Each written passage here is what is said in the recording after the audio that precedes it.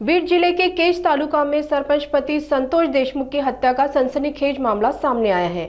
अपहरण के बाद उनकी हत्या कर दी गई और उनका शव शत विक्षत हालत में बरामद हुआ। इस घटना ने पूरे क्षेत्र को झकझोर कर रख दिया है। पुलिस ने इस मामले में 6 संदिग्धों के खिलाफ मामला दर्ज किया है। मसाजो गांव के सरपंच पति संतोष देशमुख का सोमवार दोपहर अज्ञात लोगों ने अपहरण कर लिया था। कुछ घंटों बाद उनका शव मिला। उनके शरीर पर गहरी चोटों के निशान पाए गए हैं, जिससे हत्या की आशंका जताई जा रही है। बीड़ के सांसद बजरंग सोनवणे ने घटना पर कड़ी प्रतिक्रिया देते हुए इसे कानून व्यवस्था की विफलता बताया है।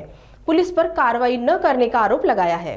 याला राजकीय अंग नाहीये, पण राजकारणीची प्रवृत्ती ह्याच्या पाठीमागे आहे। राजकीय अंग असायचं काही कारण नाही। राजकीय आज कुणाचं सरकार आलं, कुणी सत्तेत येतात म्हणून जर आमच्या लोकांचे खून केले जात असतील तर ती बाब अतिशय निंदनीय आहे। कारण याला राजकारणाचं वळण देण्यासारखा विषय मला नाही वाटणार, पण राजकीय शक्ती नक्की या गोष्टीच्या पाठीमागे यांनी पाठबळ द्यायचं काम करतात।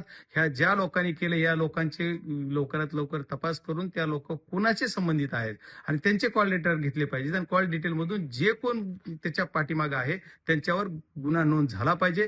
302चा गुन्हा होईल, खंडणीचा गुन्हा होईल, पण जे कोणी पाठीमागे आहेत आमच्याकडे खोटे गुन्हे केले जाते त्या खऱ्या गुन्ह्याला तरी न्याय बीड जिल्ह्यात एसपी आणि पोलीस यंत्रणा देणार का, हा माझ्या तुमच्या दृष्टीतून मला महत्वाचा प्रश्न विचारायचा नाही। मला याच्या पाठीमागे कोण आहे असं आज प्रथमदर्शी मी दिल्लीत आहे, आज मी महाराष्ट्रात पण नाही किंवा माझ्या जिल्ह्यात पण नाहीये। मी आज सेशन चालू असल्यामुळे इथे दिल्लीत आहे, त्याच्यामुळे मला याच्या पाठीमागे कोण नाही। पण ही एवढी कुणाची ताकद वाढती म्हणजे ही कसं एवढी डेअरिंग यांच्यात येते या लोकांमध्ये की डायरेक्ट उचललं जात आहे दिवसा दुपारी।